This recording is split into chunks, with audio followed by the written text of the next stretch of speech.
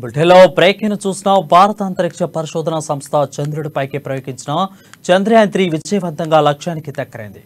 చంద్రుడి ఆవరణంలో చివరిది 5వది అయిన కక్ష తగ్గింపు ప్రక్రియను కూడా ఇస్రో శాస్త్రవేత్తలు విజయవంతంగా పూర్తి చేశారు. దాంతో ప్రస్తుతం చంద్రుడి చుట్టూ ఉన్న 150 కిలోమీటర్లు 163 కిలోమీటర్ల కక్షలో స్పేస్ కాస్ట్ తిరుగుతుంది. అంతా సవ్యంగా సాగితే చంద్రయాన్ మరో వారం రోజుల్లో చంద్రయాన్-3 స్పేస్ క్రాఫ్ట్ విజయవంతంగా చంద్రుడి ఉపరితలంపై చేరుకుంటుంది.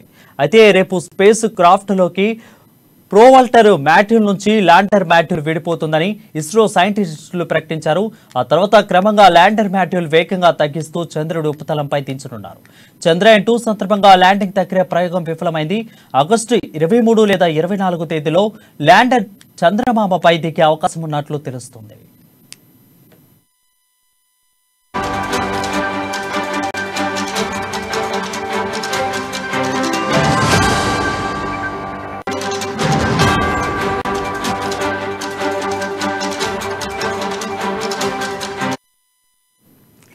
భారత అంతరిక్ష పరిశోధన సంస్థ చంద్రుడిపైకి ప్రయోగించిన చంద్రయాన్-3 విజయవంతంగా లక్ష్యానికి దగ్గరైంది. చంద్రుడి ఆవరణలో చివరిది 5వది అయిన కక్ష తగ్గింపు ప్రక్రియను కూడా ఇస్రో శాస్త్రవేత్తలు విజయవంతంగా పూర్తి చేశారు. దీనిపై మరింత సమాచారం మా ఢిల్లీ ప్రతినిధి రాజ్ అందిస్తారు. రాజ్, చెప్పండి.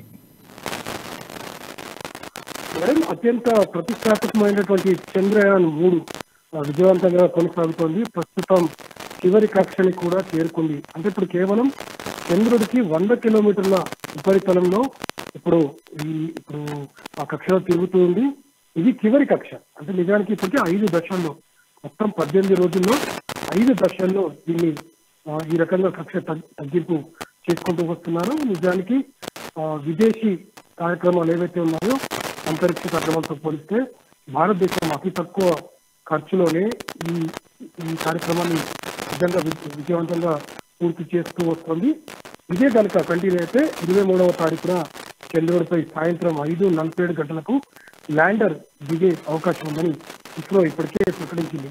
అయితే జూలై 14న LNG-3 రాకెట్ ద్వారా, M4 రాకెట్ ద్వారా దీన్ని ప్రవేశపెట్టారు. అప్పటి నుండి 18 రోజుల పాటు దీని యొక్క కక్షని తగ్గింపు చేస్తూ వస్తున్నారు. నిజానికి గతంలో చివరి దశలో మన ఇస్రో చేసినటువంటి ప్రయోగం ఏదైతే ఉందో అది విఫలమైంది. ఈసారి అటువంటి పరిస్థితి కాకుండా పూర్తిగా అక్కడ ఉన్నటువంటి వాతావరణానికి సంబంధించిన సమాచారం ఎప్పటికప్పుడు శాస్త్రవేత్తలు సేకరిస్తున్నారు. ఒకవేళ అక్కడ అనుకూలించినట్లయితే తేదీని తిరిగి వాయిదా వేసే అవకాశం ఉంది. అప్పటి వరకు కూడా అవి ఈ చివరి కక్షలోనే తిరుగుతూ ఉంటుందని శాస్త్రవేత్తలు నిర్ణయించారు. నిజానికి చంద్రుడి దక్షిణ ధ్రువ ప్రాంతంలో ఇలా ఒక శాటిలైట్ దించి, అంటే దీనికి సంబంధించినటువంటి ఈ రోవర్ని కానీ ల్యాండర్ని కానీ దించే ప్రక్రియ ఏదైతే ఉందో ఇది మొట్టమొదటిసారి జరుగుతోంది. ఇప్పటి వరకు కూడా ఎవరు కూడా ఇక్కడ ఉన్నటువంటి ఈ ప్రాంతంలో ఈ దేశపు సైంటిస్టులు కూడా ఇటువంటి ప్రయత్నం చేయలేదు. ఒకవేళ ఈసారి ఇస్రో కనుక సక్సెస్ అయితే మొట్టమొదటిసారిగా ఇక్కడ దక్షిణ ధ్రువ ప్రాంతంలో దించినటువంటి మొట్టమొదటి శాస్త్రవేత్తలుగా వీరు గుర్తించబడతారు. నిజానికి ఇప్పటి వరకు కేవలం అత్యంత కీలకమైనటువంటి ఈ ప్రయోగాలంటివి కేవలం అమెరికా, చైనా, రష్యా లాంటి పెద్ద దేశాలకు మాత్రమే ఇప్పటివరకు అందుబాటులో ఉన్నాయి. వీళ్ళు కనుక సక్సెస్ సాధించినట్లయితే అతి తక్కువ ఖర్చులో చేస్తున్నటువంటి ఈ ప్రయోగాల ద్వారా దీనిలో మరింత పురోగతి సాధించినట్లు అవుతుంది.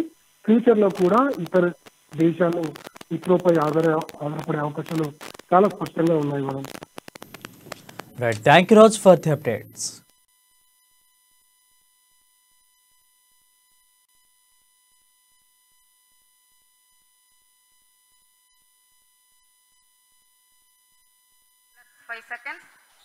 Lift-off normal. Here we have a majestic lift-off of LVM-3 M4 rocket carrying India's prestigious Chandrayaan-3 spacecraft. P2 tracking.